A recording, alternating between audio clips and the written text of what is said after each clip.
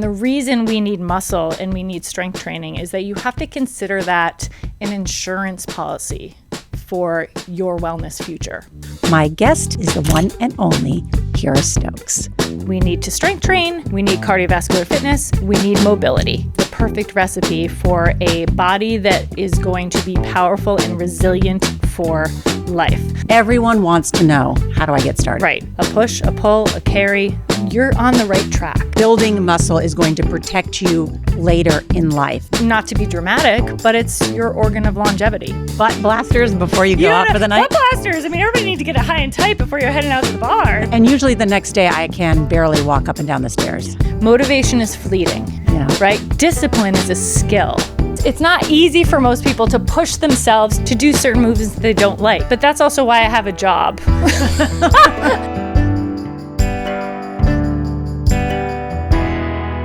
This show is sponsored by United Health Group. We know women live longer than men, but did you know they spend 25% more of their lives in poor health? How can that be? Well, it's that women's care is often treated as isolated moments instead of a lifelong experience. That's why United Health Group is working to reshape women's health with a more connected approach to care, supporting women through every stage of life, from adolescence to menopause and every moment in between. This year, United Health Group was the first to expand coverage for doula care nationwide, helping more women access personalized support before, during, and after birth.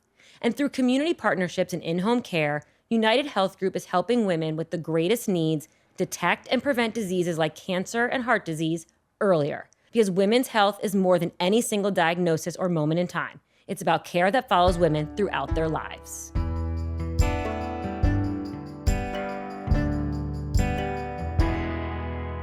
Hi, everybody. I'm Norah O'Donnell, and you may be wondering why I am wearing my exercise clothes, because my guest today is the one and only Kira Stokes. So glad to have you. I'm so excited to be here. And for many of you that may follow me online, on Instagram, you may know that Kira Stokes has been my personal trainer for about 12 years. We met here in New York. We trained in person, and that now I don't live in New York anymore.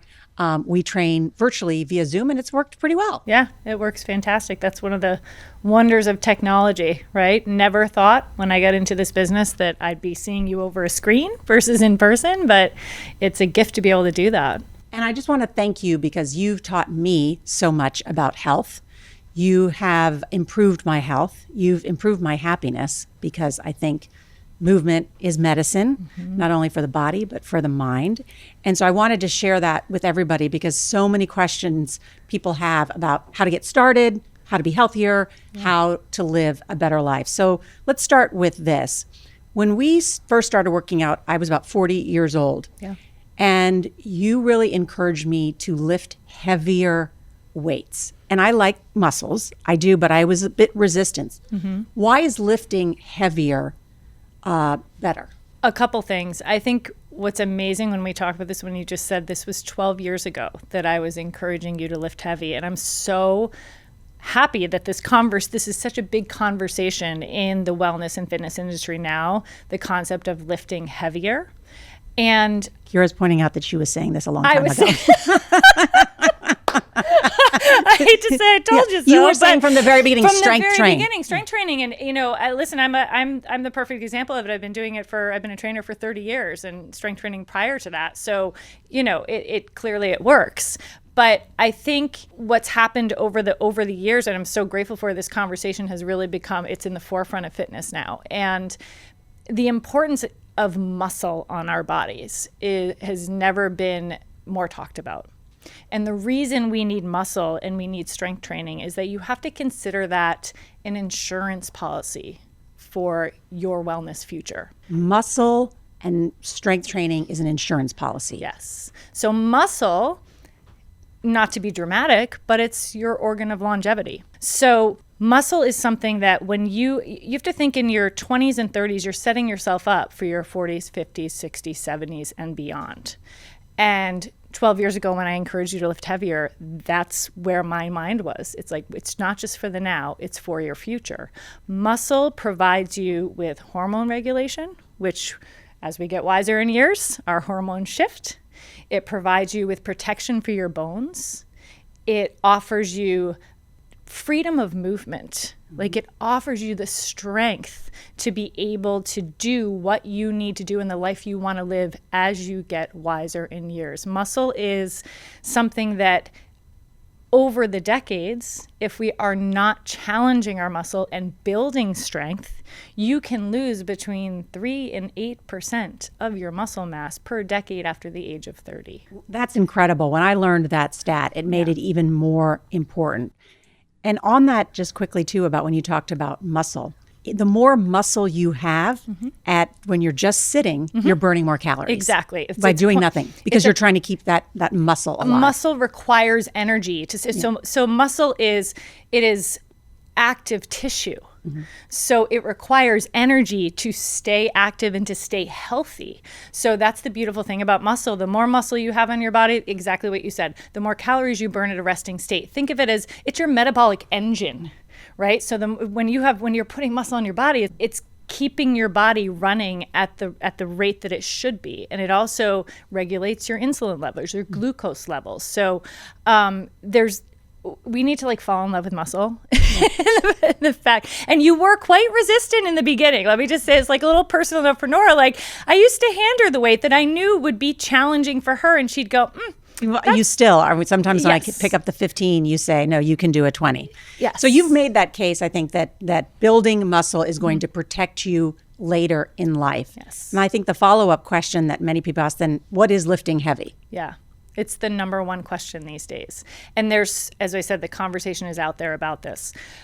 I think, number one, the thing you need to be concerned with first, before we talk about what is heavy, we have to think about not what you're lifting, but how you're lifting it.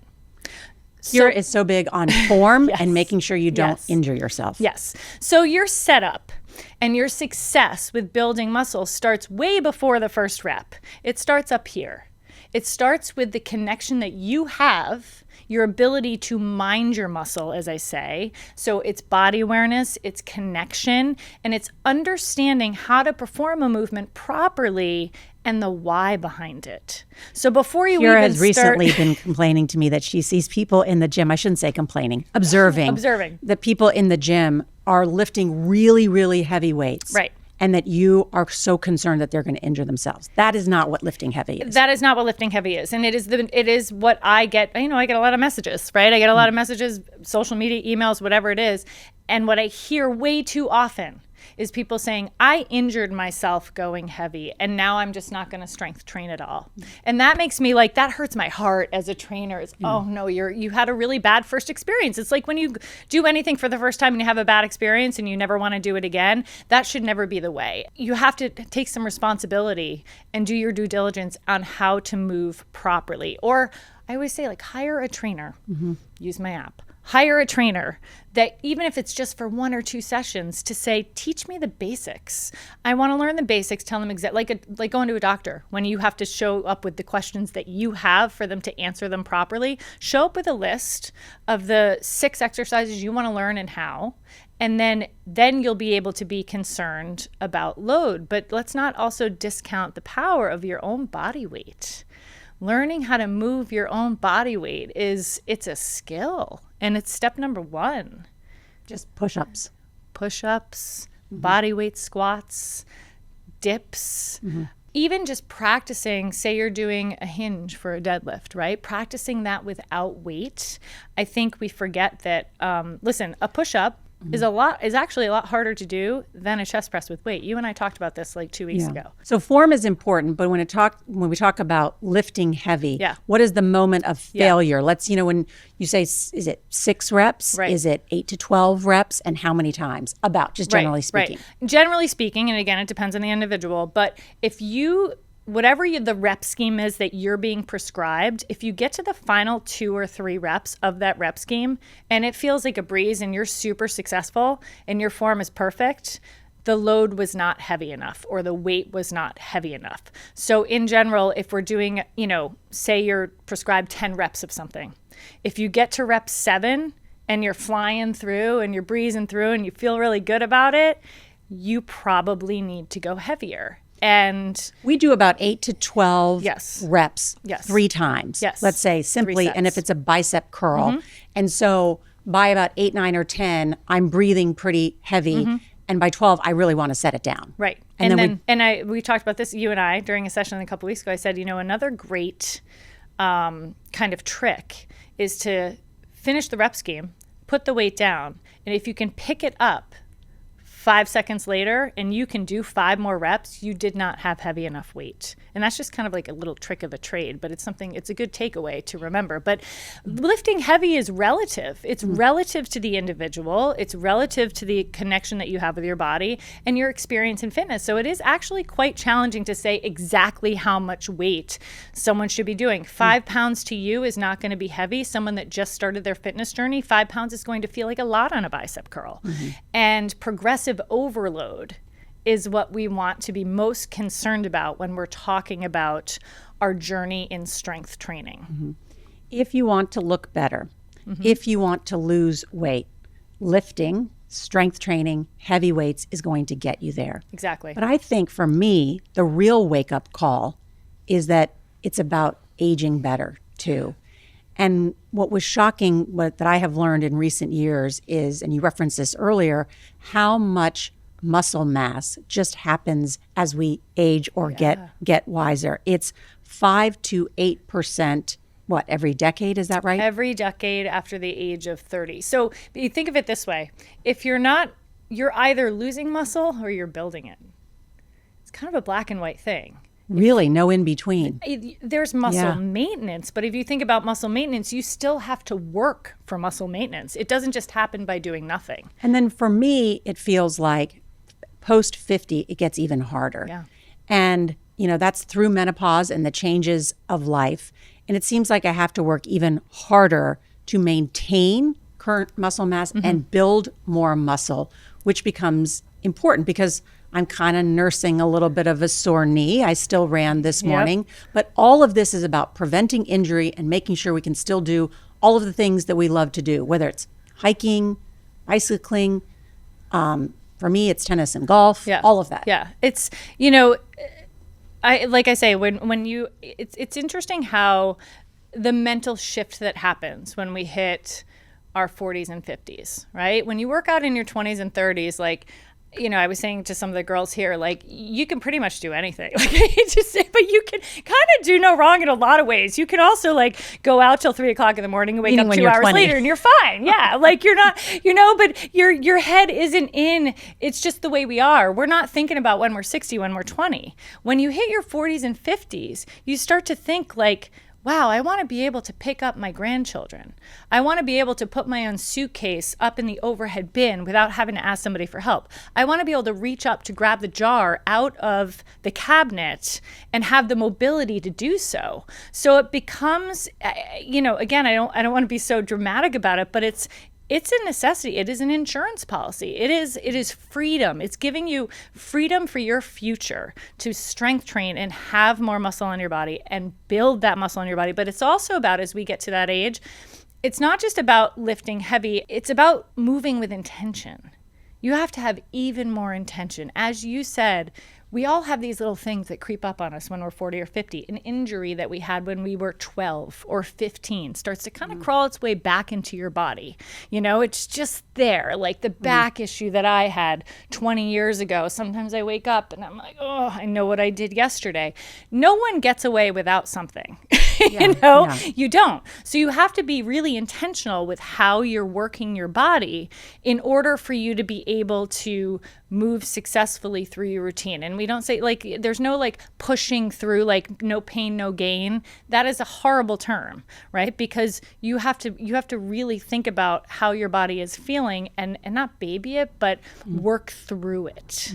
The other part of this story in terms of strength training and muscle loss that happens as we age is bone. Yes. And women lose up to 20% of their bone density in the 5 to 7 years after they hit menopause, and this is because of declining estrogen. What can you do to prevent that bone loss? Strength train. Yeah. We keep coming back to it. Do I sound like a broken record? Strength training is one, but also, and people get nervous when they hear this word, but impact training and jump training What is impact essential training? so impact training is just a fancy way of saying like you've got to jump. And people will say, oh no, the first thing you hear is I've got bad knees. I've got bad knees. Or you hear I pee when I jump, especially when it's women. Right? They're like, you've had babies and you tell a woman to jump rope and she's like, oh, that's not for me. And it's even more for you because you need to work on the pelvic floor strengthening. Like that's a whole nother issue. It's like, oh my gosh, how many more things do we have to worry about, right? But jump training, you're jumping rope, it's simple things like that, running, sprinting, jumping jacks, things that are actually putting a little more impact on your bones because your bones respond to that by actually getting stronger. So we're not delicate flowers. Our bodies are so resilient and our bodies are really, really smart. And they understand that when you have impact, when you form impact on your body, your bones go, ooh, I've got to be strong to be able to absorb that impact. So don't be fearful of the jumping. Now, no one's saying like, you don't need to grab a box at 32 inches and start doing box jumps on that necessarily. You just need to add some hops into your life, add some lateral bounding into your life. Maybe it's jumping rope, maybe it's a little bit of sprinting with a hop, but you have to have some sort of impact training in your routine or jump training. And I think one of the big wake-up calls is reading the data about how devastating a bone break from a fall can be when you're post 65. When you're post 80, it's really deadly. For you. It is. And so the stuff that you are doing in your 50s, 60s, well, your whole life is leading you to make sure that if you fall, you're not going to break your hip or bone that leaves you essentially immobile. And I think one of the encouraging things that I've learned is the studies have shown that bone loss is reversible. Absolutely. At any age. At any age. At any it's age. never too late to do it. It's never too late. I feel like a lot of what we're talking about, it's like, it feels like doom and gloom, right? Like we're getting older, all these things happen. But the beautiful thing is you can start, and I really encourage people get I know people reach a point where they say, it's too late for me. It's just, I didn't do it when I was younger, and this is not true. You can, as you said, the studies show that you can reverse bone density. You can gain muscle. You can be 80 years old and still be able to gain muscle. I see it with my dad, who's 87 years old. Like our parents are wonderful examples, or like test case to whether this is true or not, right? And I have a father that worked out my whole life. He is the reason I love the gym. Yeah. It was a habit that I formed because I watched my father. He's 87 and definitely took a few years, where with COVID and everything, out of the gym, and he really suffered from that. And so now building it back up with him, I saw how even, recently we were in Montana together, even within a week together of me working with him every day, the advances he made in like 3 days in his mobility and his strength, simple things, getting out of a chair properly, all these things. It was mind-blowing to me and I've been a trainer for 30 years. And even I know in just this, a week, you could see your week. 87-year-old dad make Yes, progress. and balance. Yeah. Like, let's talk about balance. Balance is something that, you use it or you lose it. It is the truth, literally and figuratively.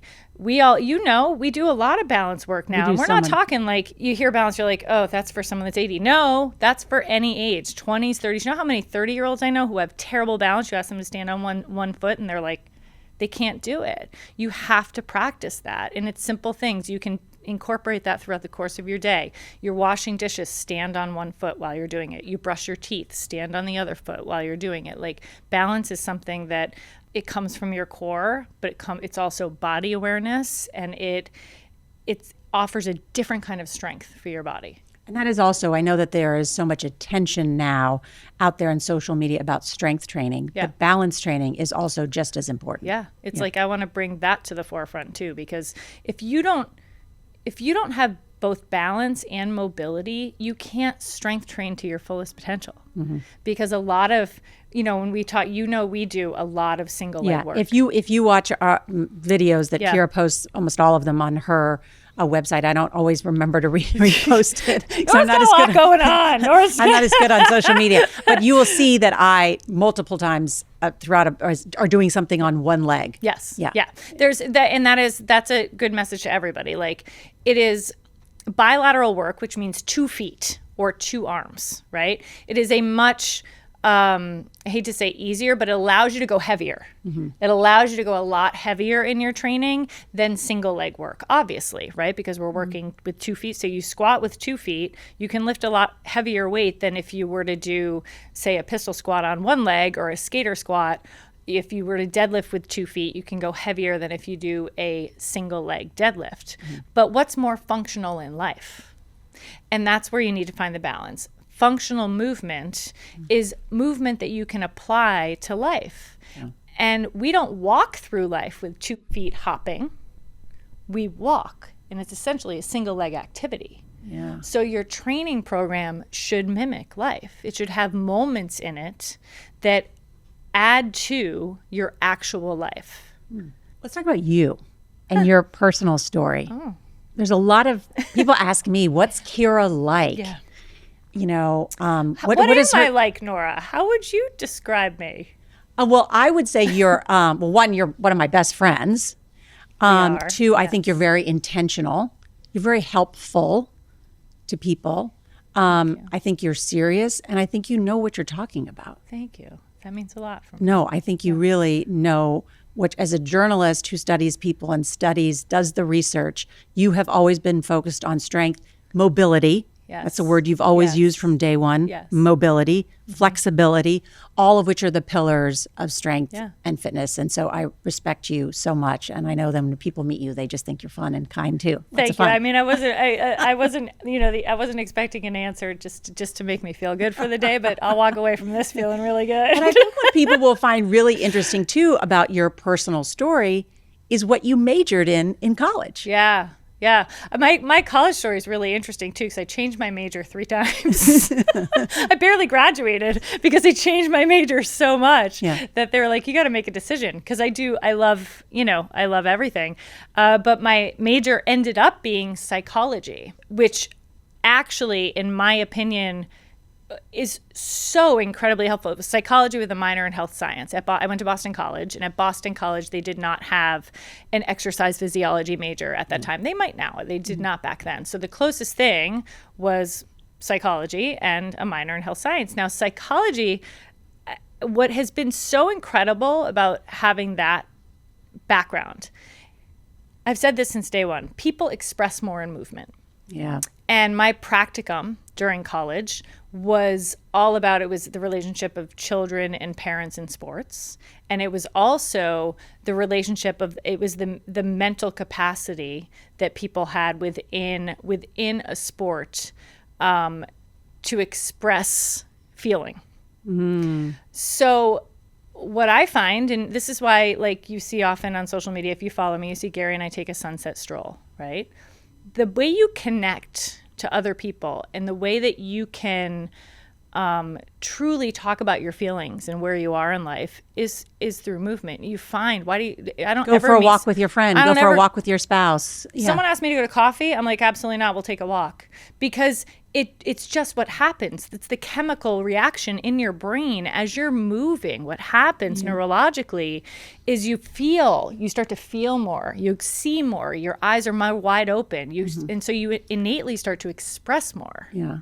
I mean, I think if we actually added the audio to the videos that we take that are posted on Instagram, people would realize that it's my therapy session. I'm actually going to therapy with Kira, because in that movement, we're talking about family issues and challenges that come through life, through your personal, your professional life, and all of those. We've hit it all. Yes, all of those. And for me, I read about this recently, as someone said, do you ever finish a yoga session and feel highly emotional? And after yoga, I cry. I went for a run this morning in Central Park. I felt a high, like a high. I get emotional after exercise because those are the endorphins that it produces. Endorphins, it's literally happy molecules that get released into your body. And it happens during strength training as well. But definitely the cardiovascular, the missing link, we do hear so much, as we said now these days, about strength training, the importance, and we know that. We've talked about it.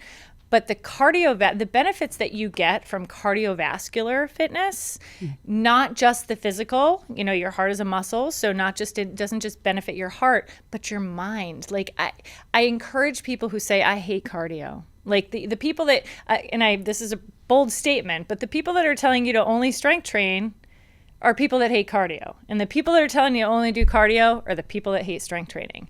And what I challenge you is you can learn to love, or at least like, both. And you've got to give cardiovascular fitness a chance. But the data is clear. The data is clear about exercise and the diminishment of developing Alzheimer's, dementia, and other neurological diseases. Yeah.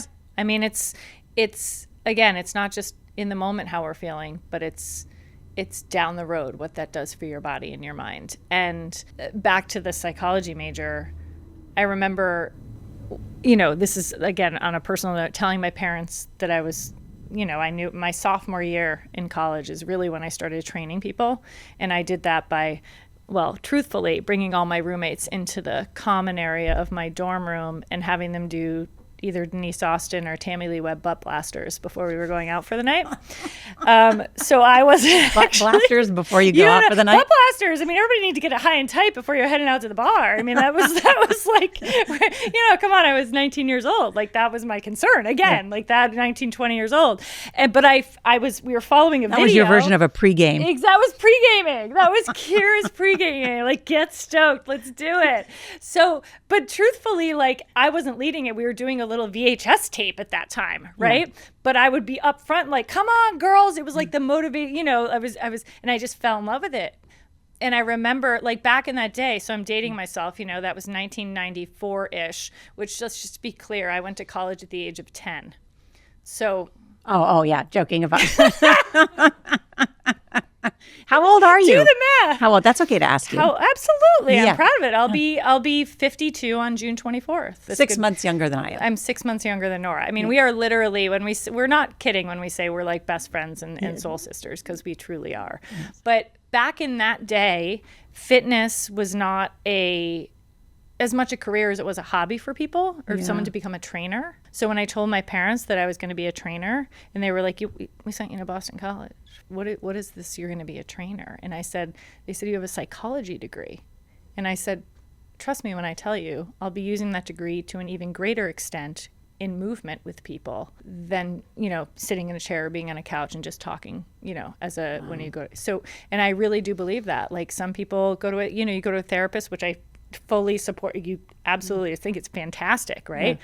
But like you said, sometimes where do you feel you open up more? If you go to a therapist when you're sitting or when you're just moving and talking. Like, if I were an actual therapist with an office, I would still take every single person out on a walk. That would be a lot of walking, though. A lot of walking. They'd have a lot of appointments. Totally. But I could do it. I mean, I feel like that would be my zone 2 all day. Just walk with every client. What's the number one question you get from women about exercise? The number one is, how do I get Norah O'Donnell's butt and arms? Stop. That's the number one question. I'm just kidding. I haven't even seen my butt. I do. That was a joke, but it's there. Just want to tell everybody she's got a great one. The number one question, I'll two. Originally, what it used to be was, how do I get started? Yeah. How do I start on my fitness journey? I'm so lost. I hear so many things. Everyone wants to know, how do I get started? Right. And I'll talk about that in a second. But how that question has now shifted, it has now become, where do I get started with strength training? Because it is such a popular topic.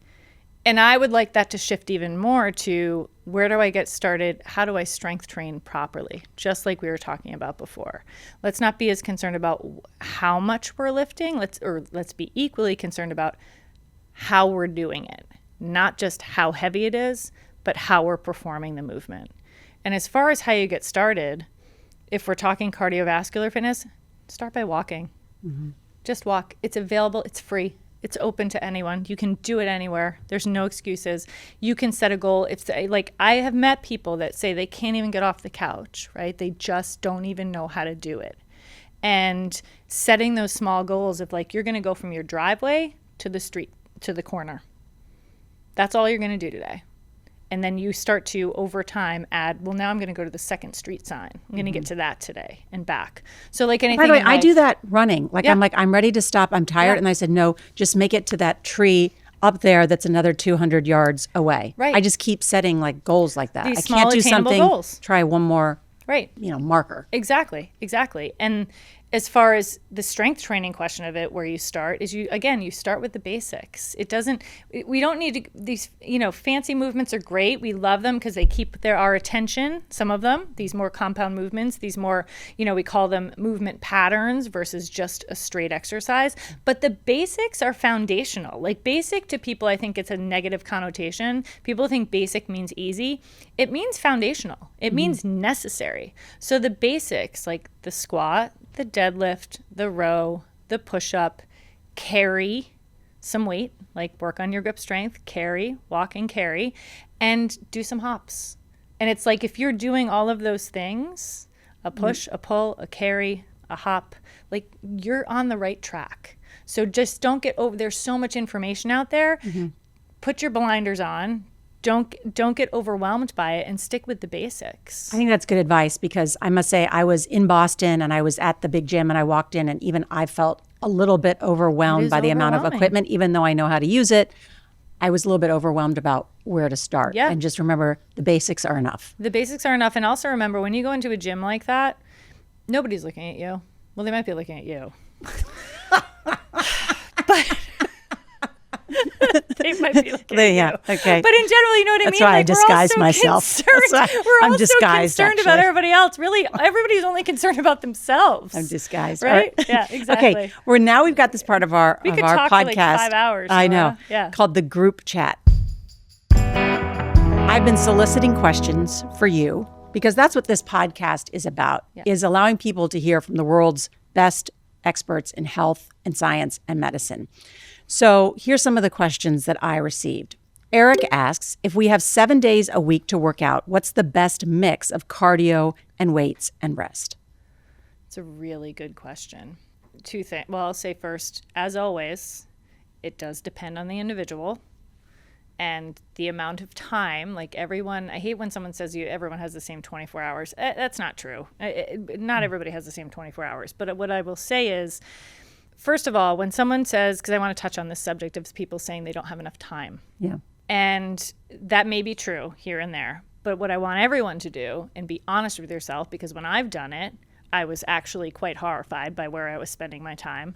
Go in your settings, open your phone, and look at where you are spending your time. You will be very surprised if you look at where social media is, or where if you're doing crossword puzzles or you're reading about whatever it is. I guarantee you can find 20 minutes in there that was maybe spent somewhere that what I was actually horrified by the social media aspect of it when I opened my phone, which is part of my job. But at the same time, you don't realize it, right? Time just goes. So when someone says they don't have time, you can generally find 20 minutes, right? And so if you're going to split that up, if you have 20 to 30 minutes per day and you have 7 days in the week, you want to get between at least two to three strength training sessions. 2 to 4 makes me happier. Okay. Good. But then you want to also get your zone cardio in. You can do zone 2 every day.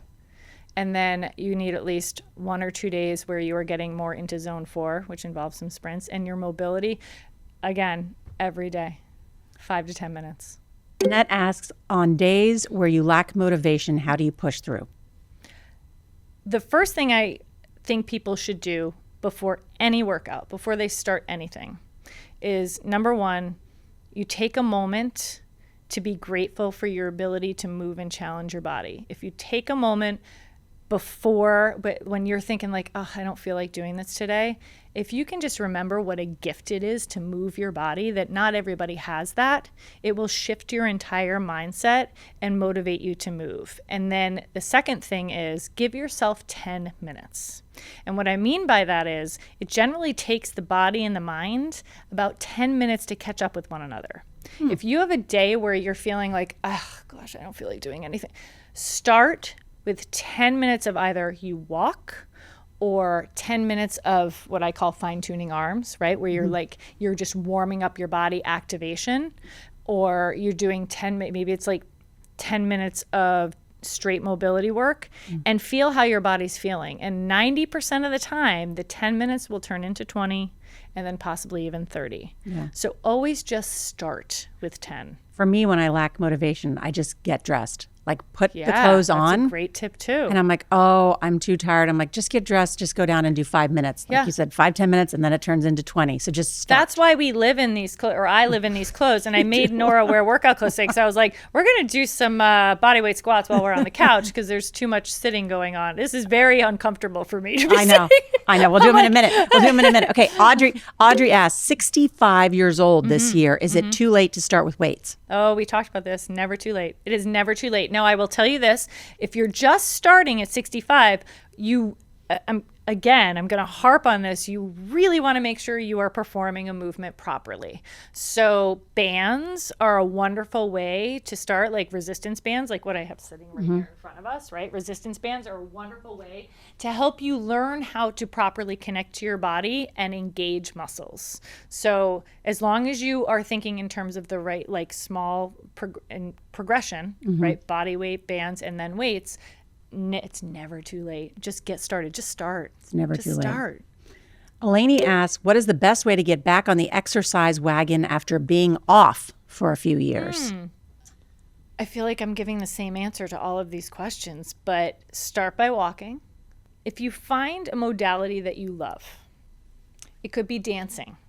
It could be rollerblading. It could be walking. It could be hula hooping, right? Those are still, they still can, you hula hoop, like hula hooping is hard. You could be getting on the rebound or a trampoline, right? Yeah. We did all these things that we did as kids that didn't seem like exercise, translate into exercise as we get older. Let's not forget about that. So like, it's kind of like put the play back in fitness, put the fun back in fitness. Start with something that you love to do, and that will help you fall back in love with movement and stick with that for a bit. And then add on the things that you may not love it so much, but then add the word yet to the end of that. I don't like to run yet. That's good advice. You're saying if you've fallen off the exercise bandwagon, choose an activity Yes. that is an exercise, Yes. and then that will help the process move itself Exactly. along. Sometimes I feel Good like we advice. need to shift our mindset away from like the word workout. It sometimes feels really negative, right? Because you put the word work in there, and unless you love your job, which I clearly love my job and you love your job, but we're rare. It's rare. It's rare that everybody loves to get up and go to work. Yeah. So when you make it the word workout, you can take that out of it and just say like, I'm going to play. Yeah, play. I'm going to play for a little bit, you know? Katie asks, this is my friend Katie, thoughts on creatine for women. And does creatine only work for those who work out like ninjas and eat loads of protein? Oh my gosh. Hi, Katie. I love creatine. I'm a big fan of creatine. I started taking creatine almost 3 years ago. Started with 3 grams, then moved to 5 grams. I mean, the studies are, listen, the science is there, right? Not only does it help with the health of your muscle and maintaining muscle mass, but what it does for your brain and brain health. Creatine has been shown to really, really help with memory, all the things that we start to just, the things that we feel as our hormones shift as we get wiser in years. I'm a big fan of creatine. You want to make sure that you drink enough water when you're using creatine, and the quality of the creatine absolutely matters. Like, it's not, you don't just go buy any old creatine. Do your due diligence, third party tested, make sure that you are buying creatine that is really good quality. And no, it's not. Back in the day, I mean, listen, I'm guilty of this too. I remember back in the 80s, you'd hear someone was taking creatine, like a guy, and it's like a big bodybuilder. You never heard it for women. But I really do believe everyone should be taking creatine. Good advice. Yeah. We produce creatine in our bodies Naturally, yeah. Yeah. And you can get it from red meat and other sources. Exactly. Other sources. But, like everything else, as we get wiser in years, we start to produce less creatine in our body. So we're supplementing with creatine that's out there. So I'm a big fan. Caitlin asks, how should women approach cardio zone training? And I will narrow this question on behalf of Caitlin. But as someone who's been working out first as a runner and as a gymnast growing up, playing soccer, and then and then training with you and all that I have learned. It was only in the past year, believe it or not, that I learned about zone 4 and 5 and the importance of getting your heart rate up to a certain level to make sure that you are really getting the type of exercise that will improve your health. That'll improve your ability, the health of your heart. Yeah. And the ability of your body to use oxygen efficiently. This is essentially increasing your VO2 max. Increasing your VO2 which max. is, some say, of course, is a sign of your health and also your longevity, is your VO2 max. You can measure your VO2 max on your devices. Yep. Your Apple Watch shows it. I use also a Whoop, which estimate your VO2 max. And in some cases also a Whoop measures your age. It gives you an estimate on that, your actual age. Yeah. So how do you get into zone 4 and zone 5? So again, I feel like people hear these so much, just like, I'm so happy we're talking about it because there's so much confusion out there, right? Zone 2, which has become very popular. You hear like the treadmill walking, 33, whatever that is, the incline of 10. The zone 2 is keeping your heart rate between 40 and 60% of your max heart rate. And you do that walking. You're basically doing that walking. You want to be able to sustain conversation without it feeling labored at all. Zone 4, zone 5, you're getting into 80% of your max heart rate, which of course, if you are jogging with a friend, it would be difficult to continue a conversation. It would be difficult to continue a conversation. Exactly. And it's different for every person because every person is a different age. Every person has a different cardiovascular fitness level. But the best ways to get to like a zone 4 or zone 5 are by doing intervals of more intense cardio, say jumping rope, or you're sprinting, or you're running quickly with a friend. Where the Norwegian protocol is 4 minutes off and 4 minutes on high, right? Right, exactly. So I'm someone that runs almost every day, and I do that for my moving meditation, right? I know that when I'm running myself, my run is like kind of like a zone 2. Like I'm running, but it might be zone 3. I'm also very cardiovascularly fit because I do love cardio. For me to get to zone 4, zone 5, I implement sprints. So I can feel myself when I'm getting into my moving meditation where I'm planning my day, whatever. I'm clearly not working hard enough or just to that level during my run. So I'll say, okay, Kira, just like you said before, sign to sign, sprint. For optimal fitness health. Yep. You've got to be in zone 4, zone 5. How long, how many days a week? At least twice a week. You want to be in that from 20 minutes around there, but 20 to 30 minutes. But within that, it can be within intervals, right? So you could be in a zone 2, sprint to a zone 4, zone 5, come back down to a zone 2 or 3 for 5 minutes, and then sprint again to a zone 4, zone 5.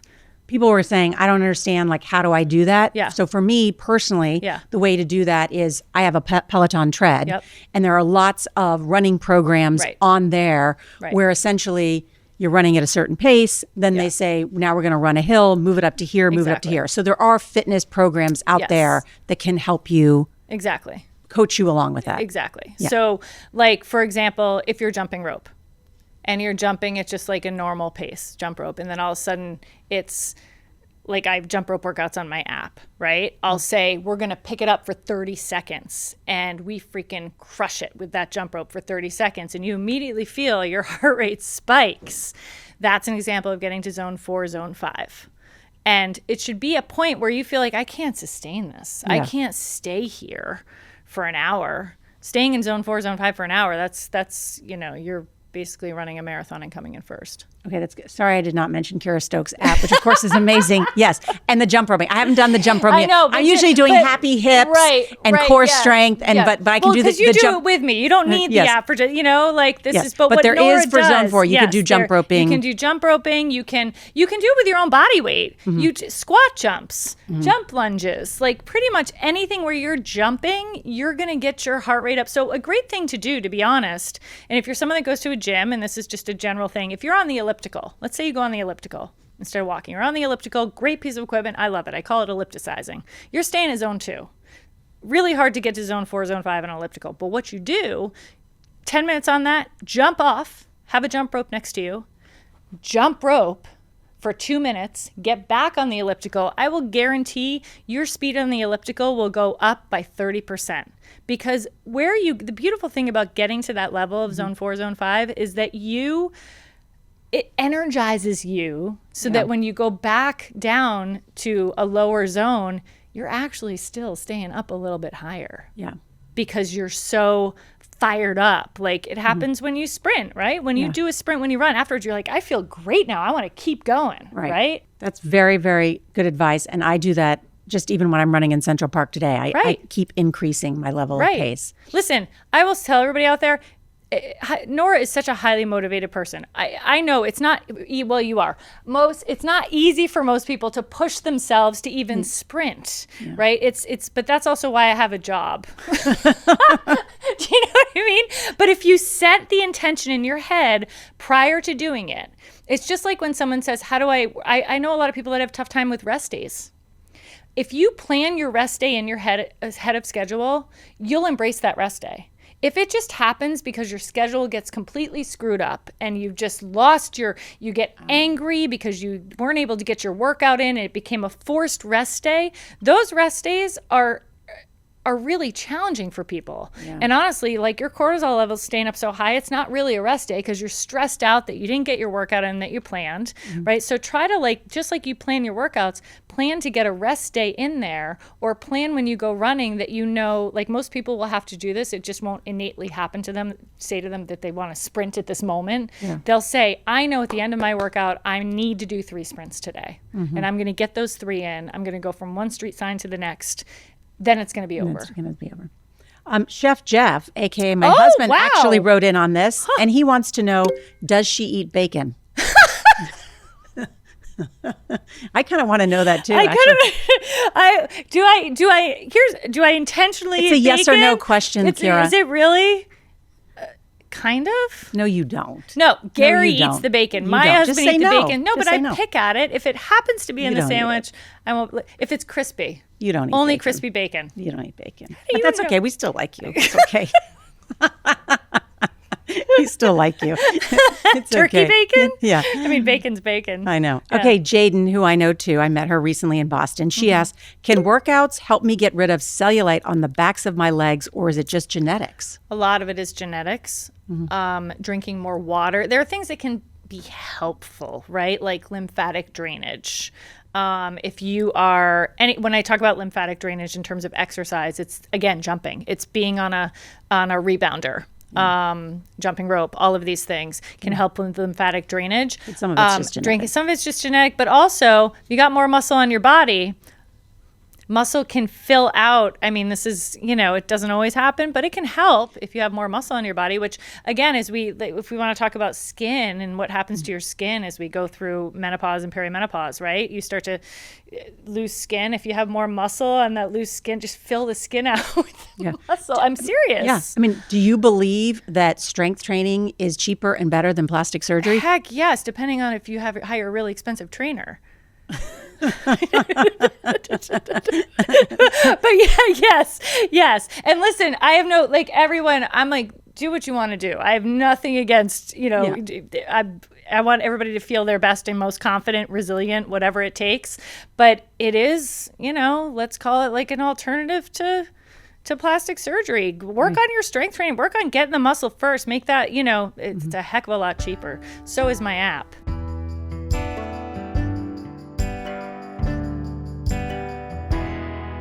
This show is sponsored by United Health Group. We know women live longer than men, but did you know they spend 25% more of their lives in poor health?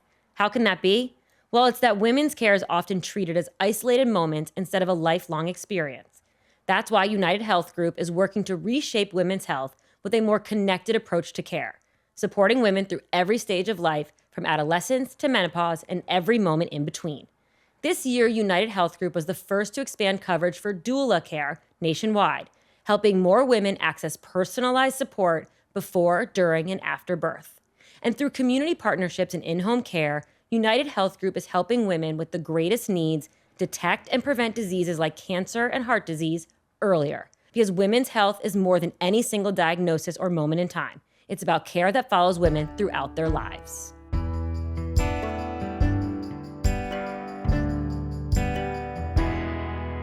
Now for the part of this podcast where we have 3 simple things.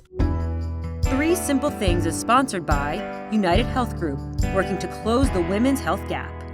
What are the 3 simple things we can do when we wake up in the morning? Okay, so the first thing, drink 12 ounces of water immediately upon waking. Before you've had your coffee or your tea, whatever your beverage of choice is in the morning, get that water in your body because you are essentially waking up in a state of dehydration.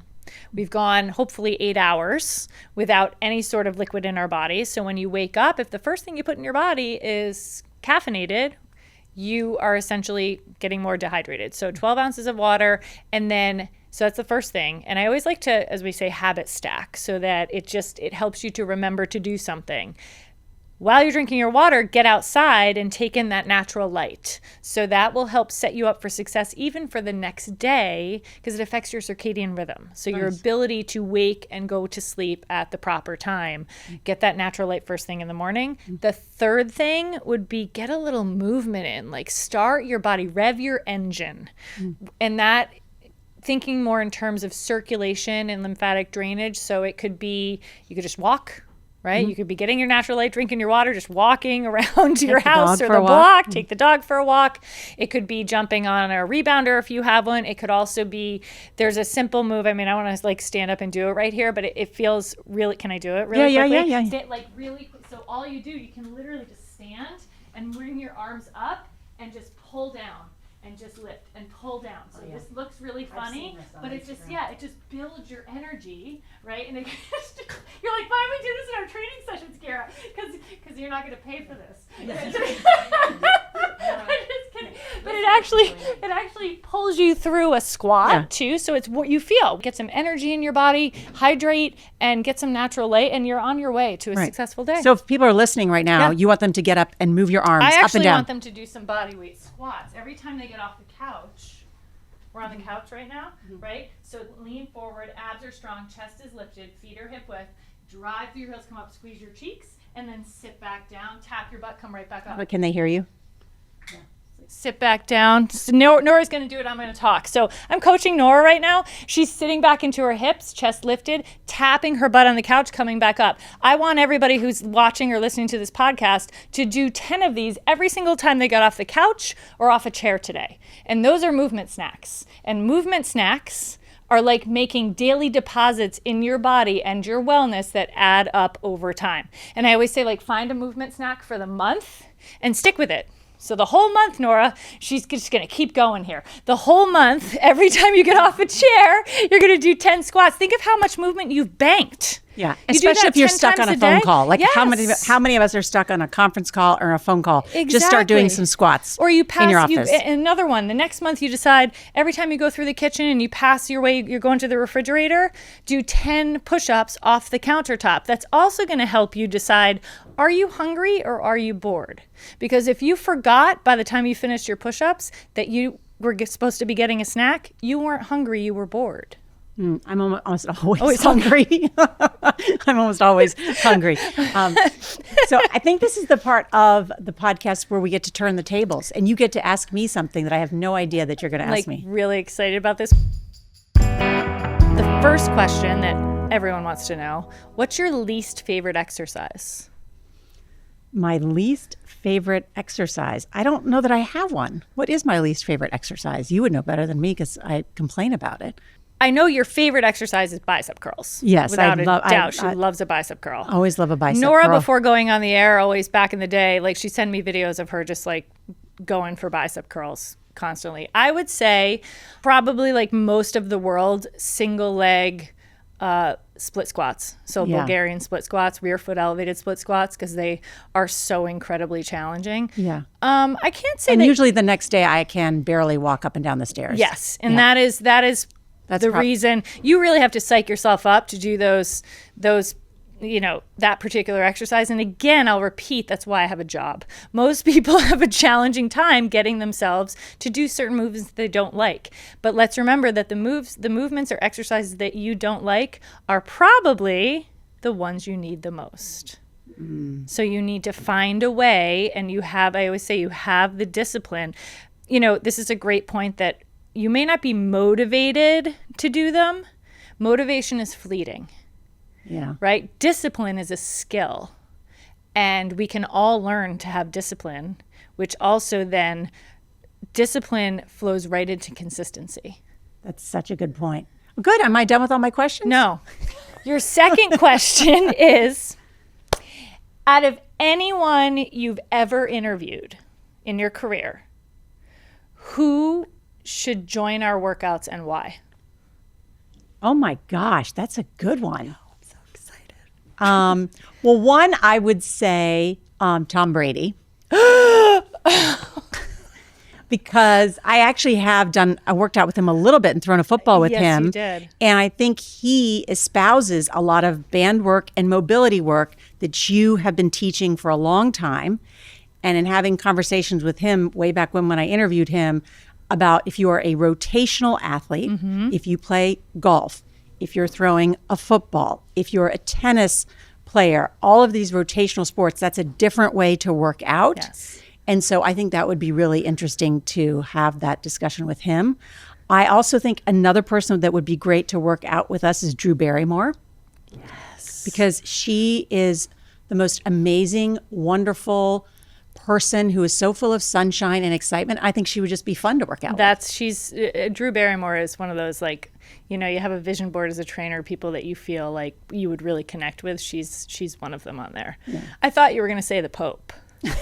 Oh, I'm sorry. Yes, and we want to work out with the Pope. I'm sorry. Thank you, Kira. Yes. I was like, Pope Leo, please. But I'll take Tom Brady, the Pope. It's a toss-up for me. I know. You're a good Catholic girl who went to Boston College. It's not Villanova, but yes, Pope Leo. It's true. And he needs that rotational work too because he plays tennis, yes. actually. We all need rotational, and we need to learn how to stop our bodies from rotating. We need rotational and anti-rotation work, and you get them both, and as do all stoked athletes. Now, my third question is, when do you feel the strongest physically and mentally?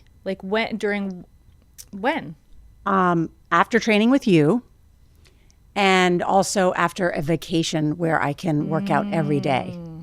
I honestly feel so much better mentally and physically when I've had a sustained period of, for me, working out. And a lot of times on vacation, I play tennis in the morning. Sometimes I play tennis again in the afternoon, or play golf, and with family, usually working out with them. And that's when I feel the best. So for me, honestly, if I don't move and I don't exercise, it leads me to, I start feeling sad. I start feeling stressed out. It really is important for my mental health. Yeah. Which kind of leads me to, this is kind of the same question. This is a fourth. I know I'm only allowed 3, but I'm just going to expand for a second. This sounds like our workouts. Because I do. We're scheduled for an hour, and then 75 minutes in, she's like, one more. Okay. It's always one more. It's Kira math. It's very different than the average individual's math. It's a question I've gotten over years. People see your busy schedule, and they see the most incredible schedule, and you're so inspiring. And I always laugh.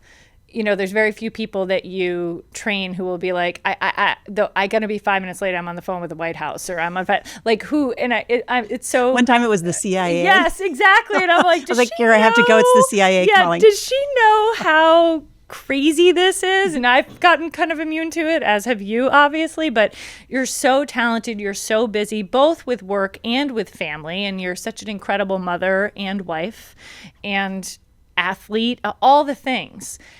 What do you do? How do you fit? It's the question everybody has. How do you fit it in? How have you learned mindset-wise to fit in movement?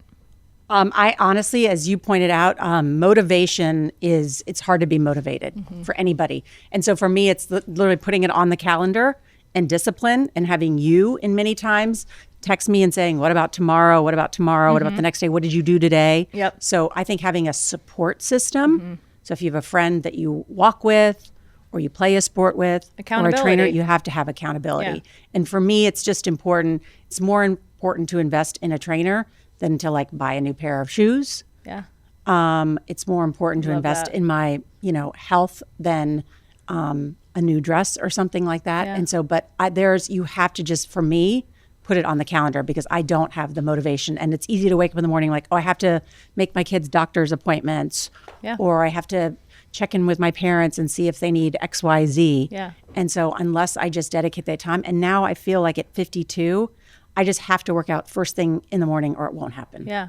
Just won't happen. It's so funny because everybody sees the Norah on TV and doing all this, but people forget, I think, that you are a real person with a family and friends and people that you show up for. No, 3 teenage children. 3 teenage children, And a husband. and still, we, like I said, we don't all have the same 24 hours in every day. Mm-hmm. But if you can, always lead with the thought of how much better you feel after, Mm-hmm. and just start with 10, I think it helps. Now to myth busting. Because everybody is online and we see Like a these rapid trends fire thing, yeah. popping up on Instagram or on TikTok. So get your quick opinion on some of these. Okay. Vibration plates. There you I go. kind of thought they were No, just I kidding. thought they were No. nonsense. Yeah, but well, I will. Okay, real quick on a vibration plate. It is not a substitution for strength training, cardiovascular fitness, mobility training, any of that. It is not a tool that is going to melt fat off your body, which is sometimes what you hear on social media. It is. We need to think of all of these. But you things. use them. Yes. I specifically, one specific kind, like there are different, it's called the power plate because it probably the first of its kind. It's in the gym that I go to. I use it very much like fine tuning on my app as activation or as a finisher. If I need to, or if I feel like I've been sitting throughout the course of the day, I get to the gym and I need to increase blood flow and circulation to my body. What it's doing is that it's a vibration plate, right? So it's the claims of it, 1,000 times the muscle contraction that you would normally have if you're just squatting without it. Can't say that that's true, but think of this like anything else. If you put this resistance band around your knees when you're squatting, you're going to have feedback that's going to allow you to engage the muscles better. If you're on a vibration plate and you start squatting, there is somewhat of an increase in the contraction in the muscle, but it is not a magic pill. okay, good. Well, Yeah. that's So, they can be very useful, as you point out. yes. What does Kira Stokes think about weighted vests? Do we have 3 more hours for this No, podcast? and people don't have 3 hours to listen to it, Kira, so Yeah. keep it tight. Okay, I'm going to keep it tight. People know me. The workouts go on for Yes 2 or no? hours. Okay, so weighted vests. This is my first official opinion about a weighted vest out there, by the way. Not a substitution for strength training. It is not the way that is not going to get you to zone 4 cardio. If you are using a weighted vest, if you choose to use one, this is the first and most important thing I will tell you. You better have exceptional posture walking without a weighted vest before you add load to your body. Oops. And 90% of people out there, and in my experience, I am out there running, walking every day.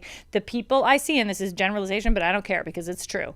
90% of the people I see with a weighted vest are walking with protracted shoulders, most of the time often on their phone as they're walking with a weighted vest, which is doing the exact opposite of what the purpose of a vest is. And you will likely injure yourself. You will hurt yourself. It will, the effect it has on your low back, your hips, your neck, all of that. If you are not walking, most people don't walk with great posture. Most people don't sit with great posture, right? We are rounded in our upper spines. It's like an epidemic, the lack of posture so awareness. the quick answer is, does There is Kira no quick Stokes answer. like If it weighted fits vests? well and you're using it, in my opinion, for if you go to a park and you want to do body weight strength exercises and you want to put a weighted vest on to add load to it, that's a fantastic way to use a weighted vest. I say do your cardio and do your strength training. Not everything has to be a hybrid. All right, on the subject of myth busting, only doing cardio sets you up for success. Absolutely not. Yeah. Cardio is